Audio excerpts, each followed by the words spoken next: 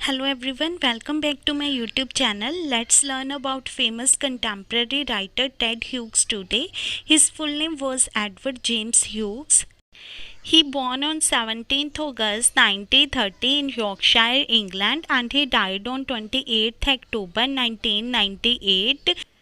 उनकी death heart attack से हुई थी लंदन में और वो 20th सेंचुरी के फेमस पोइट थे और उनका पेन नेम था Daniel hearing and Peter crow. उस टाइम पे मोनार्क था एलिजाबेथ टू का।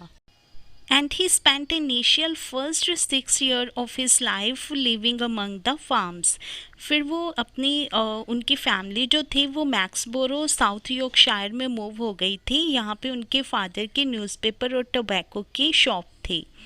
And as a boy, Hughes spent much of his time fishing, hunting and studying animals. और नेचुरल वर्ल्ड की पावर, उसकी क्रुएलिटी के लिए जो उनकी फैसिनेशन थी वो बाद में उनकी पोइम्स में भी शो हुई। और 7 year की एज में उन्होंने मैक्सबोरो ग्रामर स्कूल अटेंड किया and in 1946 he published wild west in school magazine. और 1949 में उन्होंने रॉयल एयरफोर्स को ज्वाइन किया और 1954 में उन्होंने कैम्ब्रिज से ग्रेजुएशन की डिग्री ली। और उनकी वाइफ का नेम था सिल्विया प्लैथ और वो एक अमेरिकन पोइट थी जिसको वो 1956 में अपनी कैम्ब्रिज के टाइम पे मिले थे। और सिल्विया उन्हें पोइट्री लिखने के लिए इनकरेज करती थी हमेशा, और जैसे भी वो पोइट्री लिखते थे उनको वो हमेशा इनकरेज करती थी। और फिर वो यूनाइटेड स्टेट में मूव हो गए और वहाँ पे उन्होंने एज ए प्रोफेशन टीचिंग और राइटिंग की। और 1963 में सिल्विया ने सुसाइड अटैम्प्ट कर लिया था और 1 साल पहले वो सेपरेट हो गए थे। 1962 में ही उनका डिवोर्स हो गया था। और सिल्विया की डेथ का रिस्पॉन्सिबल टेड को ही माना जाता है क्योंकि कहा जाता है कि उसके आसिया वेल के साथ इलीगल रिलेशनशिप थे। और सिल्विया ने सुसाइड कुछ इस तरीके से अटैम्प्ट किया था कि उसने अपनी गैस को खुला छोड़ दिया था और वो सोने चली गई और जिस वजह से कि उसकी नींद में ही डेथ हो गई थी। तो इसके बाद कहा जाता है कि जो आसिया वेल है उसने भी सेम तरीके से ही सुसाइड किया था। उसने भी गैस को ऑन छोड़ दिया और वो स्लीपिंग पिल वाइन में मिलाकर पीकर सोने चली गई जिस वजह से कि उसकी और उसके 4 year की डॉटर की भी डेथ हो गई। और फिर 1970 में टेड ने कैरल ऑर्चर्ड के साथ मैरिज की जो कि एक नर्स थी और 20 years यंगर थी, छोटी थी टेड से। और टेड के चिल्ड्रन थे फ्रेडा, निकोल्स एंड एलेक्जेंड्रा और निकोल्स ने भी सुसाइड किया था।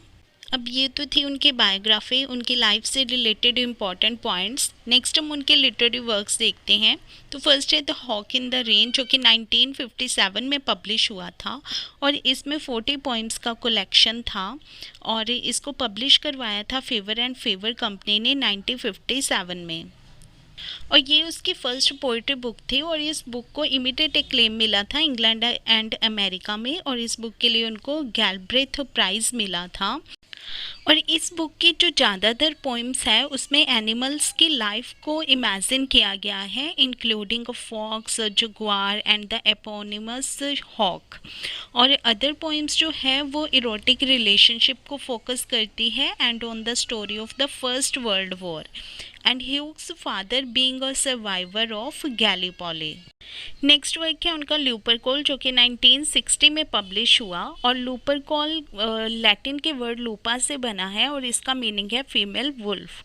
और ये रोम में जो प्लेटाइन हिल्स है वहाँ पे उसके साउथ में ये एक केव थी जो कि लोकेट करती है somewhere between the temple of Magna Mater and the saint Anastasia all Palatine. तो ये हिल्स और टेम्पल के बीच में लोकेट करती थी केव। और इस केव में एक सेरेमनी सेलिब्रेट की जाती थी बाय द प्रीस्ट ऑफ फ्योनस जिसको बोलते थे ल्यूपरसी। और ये सेरेमनी 494 AD से पहले इसको सेलिब्रेट किया जाता था। तो इस पोइम में क्या होता है कि जो रोम्यूलस एंड रीमस होते हैं उन्हें शी वुल्फ के द्वारा सर्व किया जाता है और उनको शेपर्ड फोस्टुलस रेस्क्यू करता है वहाँ से। नेक्स्ट वर्क है वोडो जो कि 1967 में पब्लिश हुआ and Wodwo is about woodman और wild man discovering his own nature as he exploring the natural world. And the wild man is primal with animal like sense and instincts. And he is found sniffing his way to the water's edge at the beginning of the poem, What I Am. And he then curiously investigates the reflection of the river bank in the water and inspect its most secret interior. तो इसमें जो वोडो है वो wild man को बोला है जो कि अपने खुद के नेचर को डिस्कवर कर रहा है while exploring the natural world. तो उसका खुद का जो एनिमल लाइक सेंस है, नेचर है, उसके बारे में बताया गया है कि पोइम के स्टार्टिंग में वो वाटर एज के ऊपर स्निफ करता हुआ मिलता है और स्टार्टिंग में पोइम के स्टार्टिंग में पूछ रहा होता है कि व्हाट आई एम, एंड वो क्यूरियसली इन्वेस्टिगेट करता है अपने रिफ्लेक्शन को रिवर बैंक के वाटर में and inspects it's most secret interior. Next work है उनका crow from the life and song of the crow जो कि 1970 में पब्लिश हुआ। इसका फुल नेम है crow from the life and the song of the crow and it is literary work by poet Ted Hughes which was first published in 1970 by Faber and Faber company and it was one of Hughes most important work. फिर उनकी कुछ selected poems आई थी 1957 से 67 के बीच में। Then उनका work है केव birds जो कि 1975 में पब्लिश हुआ और ये उनका मोस्ट इम्पॉर्टेंट कोलैबोरेशन वर्क था with the visual artist, whereas Baskin had little influence on the composition of Crow after the first impulse. तो जैसे कि उन्होंने ये कोलैबोरेशन वर्क लिखा था विद द विजुअल आर्टिस्ट, तो ये एक इलस्ट्रेटेड पोइम्स थी जिसमें उन्होंने इमेजेस बनाई थी बर्ड्स की और ये जॉइंट वर्क था विद बास्किन। तो इसमें बास्किन के कंट्रीब्यूशन को भी हम इग्नोर नहीं कर सकते, it is as important as Hughes. Next work है उनका गॉडेट जो कि 1977 में पब्लिश हुआ। देन रिमेन ऑफ एल्मेट जो कि 1979 में पब्लिश हुआ। ये उनका पोइटिक कलेक्शन था और इस बुक में उन्होंने रेन ऑफ एल्मेट को कवर किया था, पोइटिकली कवर किया था इसको। और ये बुक कंटेन करती है black and white photograph by Fay Godwin और इसको लिया था उन्होंने बैरन हिल कंट्री जो कि वेस्ट यॉर्कशायर में है और ह्यूग की जो बर्थ प्लेस थी। और फिर इस बुक को रीपब्लिश किया गया था फेवर एंड फेवर कंपनी के द्वारा 1994 में and it was retitled as Elmet with a third of the book comprising additional new poems and photographs. Next work है उनका मोटाउन जो कि 1979 में पब्लिश हुआ और इसको मोटाउन डायरी या मोटाउन भी बोलते हैं और ये उनकी पोइट्री डायरी थी जिसमें उन्होंने वर्किंग फार्म जो फार्म में वर्क करते हैं फार्मर्स उनके एवरीडे लाइफ को इसमें लिखा था। और टेड ह्यूग की मैरिज हुई थी 1970 में कैरोल ऑर्चर्ड के साथ जो कि एक फार्मर की डॉटर थी। और टेड जो है वो अपने father in law Jack Orchard के साथ मोरटाउन फार्म में जाते हैं जो कि मिड डेवन में विंकले के पास है। तो इस बुक में उन्होंने मूविंग ट्रिब्यूट दिया था जैक ऑर्चर्ड अपने फादर इन लॉ को जिनकी डेथ हो गई थी 1976 में। And Ted later gave up farming but kept the farm. तो टेड ने फार्मिंग करनी तो छोड़ दी थी पर उन्होंने फार्म हाउस को संभाल कर रखा और फिर उन्होंने इस बिल्डिंग को राइटर और पोइट्स को एज ए अकोमोडेशन देते थे और अपनी डेथ से 1 साल पहले उन्होंने इस फार्म हाउस को बेच दिया था।